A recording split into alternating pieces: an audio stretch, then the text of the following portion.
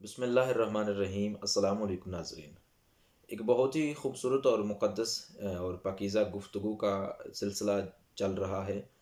آج ہم جس شخصیت اور جس ہستی کی زندگی کے حوالے سے ہم گفتگو کریں گے وہ ہیں جناب شہزادہ علی اکبر علیہ السلام۔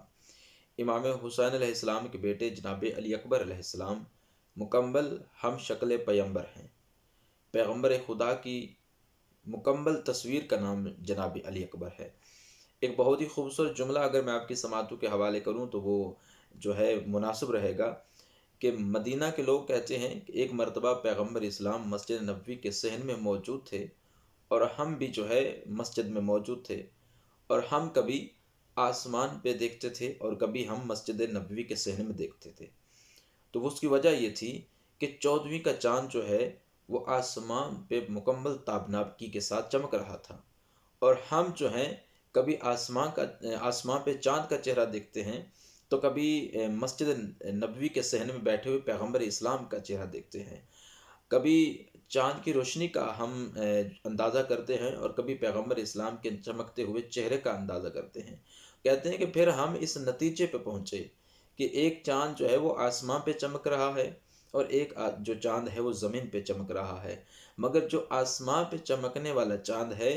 وہ زمین کے چاند سے افضل نہیں ہے، وہ کم ہے، اس کی روشنی بھی کم ہے اور اس کی چمک بھی کم ہے۔ اور پھر ایک اور بہت بڑا جو فرق تھا، اہل مدینہ کہتے کہ ہم نے دیکھا کہ جو آسمان کا چاند ہے اس کے چہرے پر داغ ہے، مگر زمین کے چاند پہ کے چہرے پر داغ نہیں ہے۔ تو میں جناب علی اکبر کی عظمت کا ایک جملہ کہوں تو وہ چاند کہ جس کے چہرے پر داغ نہیں وہ پیغمبر اسلام ہے، اور اس پیغمبر اسلام کی مکمل شبیہ کا نام جناب علی اکبر ہے۔ پیغمبر اسلام کی مکمل تصویر کا نام جناب علی اکبر ہے۔ امام حسین علیہ السلام فرماتے ہیں کہ جب بھی مجھے اپنے نانا کی زیارت کا اشتیاق ہوتا تو میں اپنے بیٹے جناب علی اکبر کا چہرہ دیکھ لیتا۔ یہ وہ جناب علی اکبر ہیں کہ جن کو جناب زینب سلام اللہ علیہ نے حجاب میں پالا ہے۔ اس کی وجہ یہ تھی کہ کسی بد نظرے کی نظر نہ لگ جائے۔ دیکھیں بنو ہاشم کے بہت سارے جوانان ایسے تھے کہ جو اپنے حسن اور اپنی سیرت، اپنے کردار اور اپنے گفتار کی مثال آپ تھے۔ ان میں جناب قاسم علیہ السلام کا اپنا مقام، جناب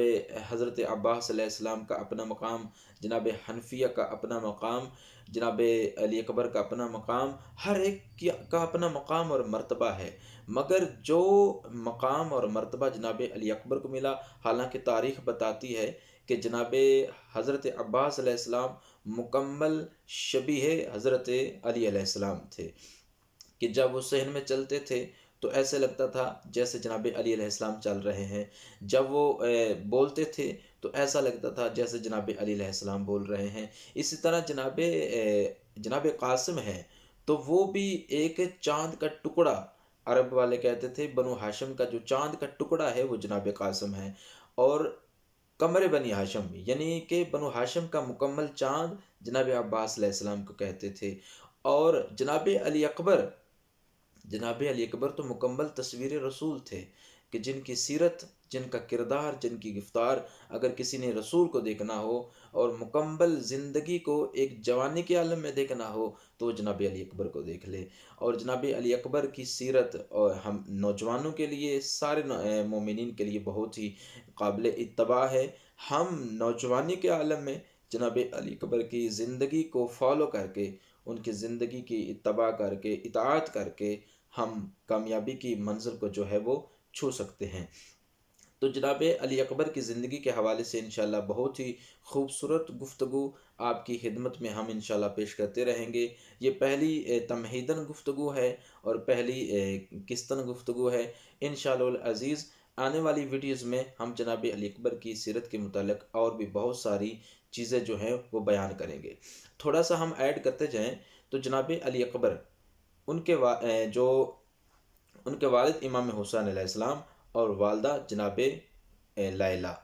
جناب لیلہ جو ہے مرہ بن عروہ بن مسعود ثقفی کی جو ہے وہ اور جناب عروہ بن مسعود ثقفی وہ شخصیت ہیں کہ جن کے بارے میں پیغمبر اسلام نے فرمایا تھا کہ اگر کسی نے اس دور میں جناب عیسیٰ کی شبیہ دیکھنی ہو تو وہ جناب عروہ بن مسعود کو دیکھ لے۔ تو جناب عروہ بن مسعود بہت ہی صاحب تقوی شخصیت تھے۔ یہ طائف کی جو بستی تھی، مقام طائف کا ایک جو ہے بازار بھی جس کے حوالے سے ملتا ہے کہ پیغمبر اسلام ایک مرتبہ طائف کے جو ہے بازار میں تبلیغ کر رہے تھے، تو وہاں کے اوباش لڑکوں نے رسول خدا کو اتنے پتھر مارے کہ پیغمبر اسلام کے جو سر سے لے کے پاؤں تک سارا بدن جو ہے وہ لہو لہان ہو گیا۔ طائف کا مطلب ہے طواف کرنے والی۔ اگر ہم تاریخ کو پہنچیں تو ہمیں ملے گا کہ طائف کی بستی کو جو طائف کہتے ہیں تو اس وجہ سے کہتے ہیں کہ جب بہت ساری زمینوں کو اللہ تعالی نے حکم دیا کہ جاؤ خانہ کعبہ کا طواف کرو، تو اس وقت اللہ نے اس سرزمین کو بھی حکم دیا تھا کہ جاؤ تم بھی جو ہے خانہ کعبہ کا طواف کرو۔ تو اس طواف کرنے کی وجہ سے اس بستی کا نام طائف رکھ دیا گیا۔ تو اس طائف کی سرزمین پر ثقفی قبیلہ جو ہے وہ رہتا تھا، اور اپنے حسن اور اپنی خوبصورتی کے حوالے سے یہ بنو ہاشم کے بعد سب سے حسین اور خوبصورت قبیلہ گنا جاتا تھا، اور اتنا خوبصورت اور اتنا باکردار اور صاحب سیرت یہ قبیلہ تھا کہ کافر لوگ کہتے تھے کہ اگر یہ قرآن نازل ہونا تھا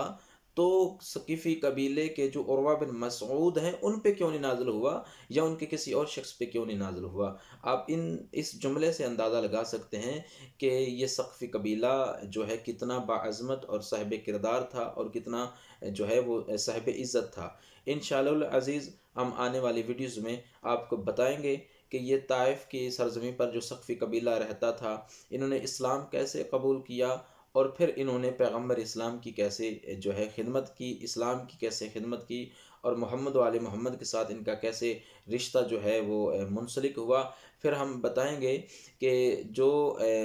مختار ثقفی ہیں وہ اس قبیلے سے ہی تعلق رکھتے ہیں، تو انہوں نے کس طرح امام حسین علیہ السلام کے قاتلوں کا بدلہ لیا، اور